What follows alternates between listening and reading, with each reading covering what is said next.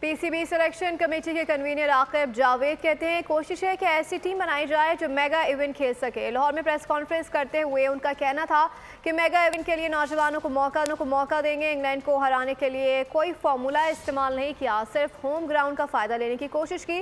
جو کھلاڑی منتخب نہیں ہوئے اس کا مطلب یہ نہیں کہ وہ آگے بھی منتخب نہیں ہوں گے۔ آگے چیمپئنز ٹرافی آ رہی ہے یا ورلڈ کپ آ رہا ہے یا T20 ورلڈ کپ آ رہا ہے، تو اس کے لیے آپ کو ہمیشہ سے ینگ لاٹ کو لانا پڑتا ہے۔